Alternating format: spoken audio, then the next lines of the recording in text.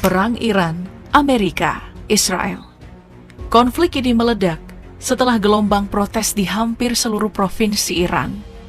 Donald Trump dan Benjamin Netanyahu melihat ini sebagai peluang emas.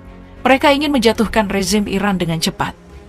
Serangan cepat, selesai cepat, tanpa perang panjang seperti Irak ataupun Afghanistan. Tapi satu hal yang mereka salah hitung, Iran tidak runtuh. Perang sudah berjalan lebih dari sebulan. Alih-alih pecah dari dalam, rakyat justru bersatu. Mereka yang gugur justru jadi martir. Dan sekarang, Amerika dan Israel mulai membayar harga mahal. Bukan cuma politik, tapi juga alutsista mereka.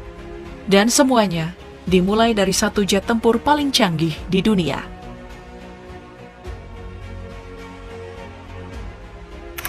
Kita mulai dari simbol supremasi udara barat F-35 Lightning II. Memasuki minggu ketiga perang muncul laporan kalau satu unit F-35 milik Amerika terpaksa melakukan pendaratan darurat di pangkalan udara di kawasan Timur Tengah setelah terkena tembakan yang diyakini berasal dari Iran.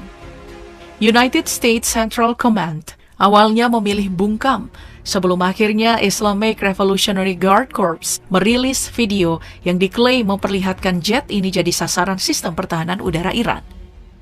Indikasi kuat mengarah pada Bafar 373, sistem pertahanan udara paling canggih milik Iran yang dirancang untuk menghadapi target berteknologi tinggi, termasuk pesawat siluman. Jika klaim ini benar, dampaknya tidak main-main. F-35 selama ini dipromosikan sebagai simbol dominasi udara modern. Memang bukan yang tercepat, cuma sekitar 1.900 km per jam. Tapi kekuatannya ada pada kemampuan stealth, teknologi siluman, sensor canggih, dan integrasi data tempur real-time. Jet ini dirancang untuk menyerang tanpa terdeteksi, menghancurkan target sebelum lawan sempat bereaksi. Bahkan sering digambarkan sebagai senjata yang membuat perang seolah dimenangkan sebelum dimulai. Tapi realitas medan tempur berkata lain. Teknologi secanggih apapun tetap memiliki celah. Dan yang mulai terlihat sekarang bukan cuma F-35 yang terdampak. Kali ini yang jadi sorotan adalah salah satu ikon lama kekuatan udara Amerika.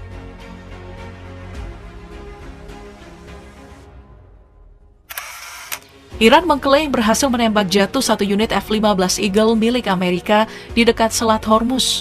Meski militer Amerika membantah, Iran merilis rekaman yang diklaim memperlihatkan momen penembakan di lepas pantai selatan pada tanggal 22 Maret setelah jet ini diduga melanggar wilayah udara Iran.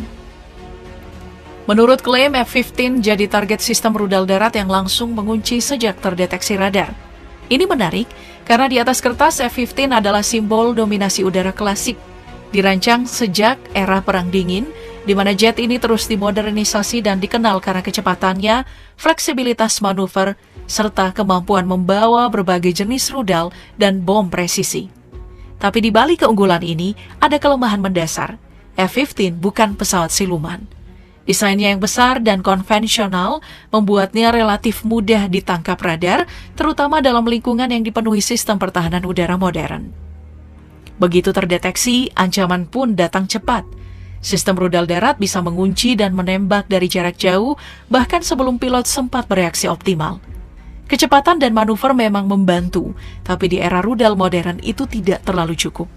Tapi di perang ini bukan cuma soal jet yang jatuh atau rudal yang melesat, ada lapisan lain yang jauh lebih menentukan yang jarang terlihat, tapi jadi kunci kemenangan di medan tempur modern.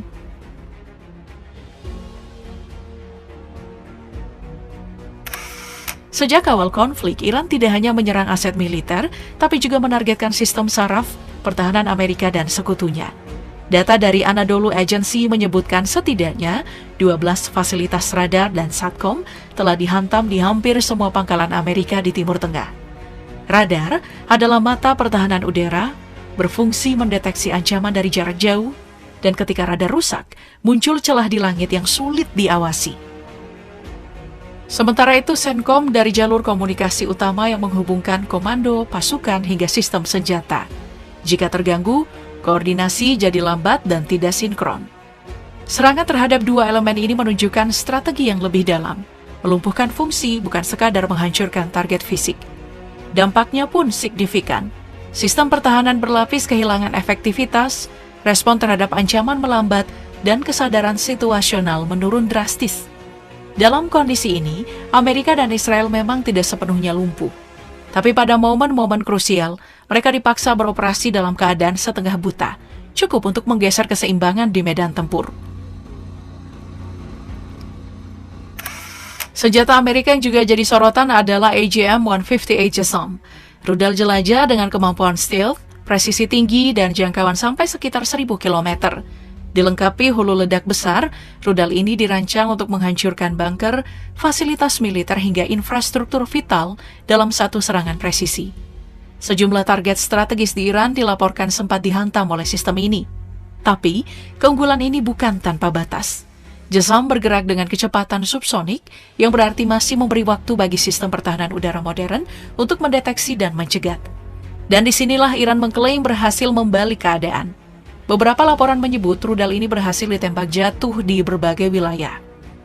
Di Provinsi Margazi, JASSM diklaim berhasil dicegat. Di Jahrom, rudal disebut hancur di udara, sementara di Kahar Mahal dan Bahtiari, foto-foto yang beredar memperlihatkan sisa-sisa puingnya.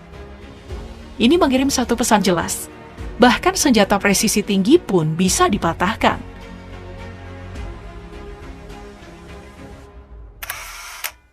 Di awal serangan, ada salah satu momen paling mencolok terlihat di langit Erbil, Irak, ketika sekitar 21 rudal Tomahawk diluncurkan menuju Iran. Berbeda dengan JASSM, Tomahawk ditembakkan dari kapal perang atau kapal selam, membuat arah datangnya sulit diprediksi. Dengan terbang rendah mengikuti kontur medan, rudal ini dirancang untuk menghindari radar dan menyusup tanpa terdeteksi. Tapi, apakah semuanya berhasil menembus pertahanan Iran? Jawabannya tidak. Beberapa Tomahawk dilaporkan berhasil dicegat di udara, dihantam sebelum mencapai target lalu pecah menjadi puing-puing yang jatuh ke tanah. Meski sulit dideteksi, jaringan radar berlapis dan sistem intersepsi modern mampu membaca celah kecil dalam pergerakannya. Begitu posisi teridentifikasi, rudal pencegat langsung diluncurkan, menghancurkan target sebelum mencapai sasaran. Kerentanan aset udara Amerika juga terlihat dari nasib MQ-9 Reaper di medan konflik. Di Bandar Abbas, rekaman video memperlihatkan serpihan drone yang terbakar, bahkan terlihat jelas tulisan Made in USA. Ini bukan sekadar simbolik. Laporan menyebut sekitar 10 hingga 11 unit Reaper hancur dengan nilai per unit mencapai ratusan juta dolar. Di medan tempur modern, Reaper yang selama ini dominan dalam operasi tanpa perlawanan berarti kini menghadapi realitas baru. Drone ini unggul dalam pengintaian dan serangan presisi, tetapi memiliki kelemahan mendasar, kecepatan rendah, dan tidak memiliki kemampuan stealth. Hal ini membuatnya semakin rentan terhadap sistem pertahanan udara yang kian adaptif.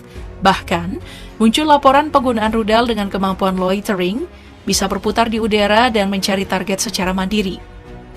Situasi ini membalik peran Reaper secara drastis. Dari yang sebelumnya menjadi pemburu di langit, sekarang justru berubah menjadi sasaran empuk.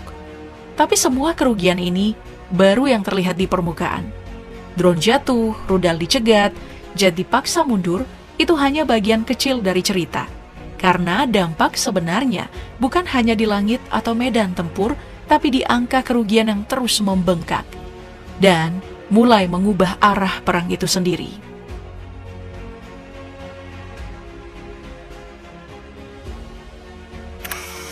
Amerika mengalami kerugian besar dalam konflik ini.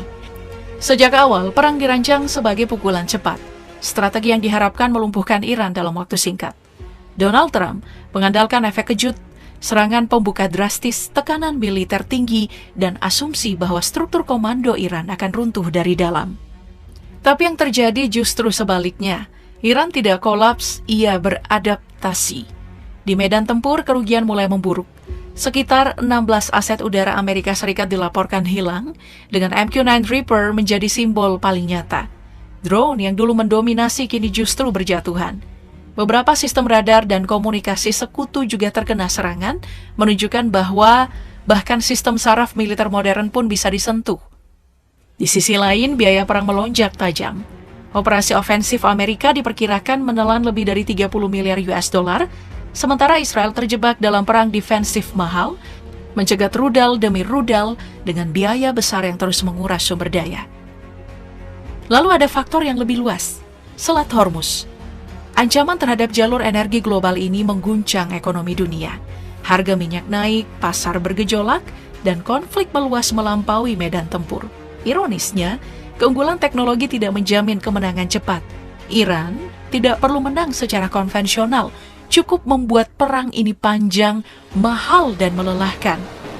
Dalam geopolitik ini sudah cukup untuk mengubah arah permainan.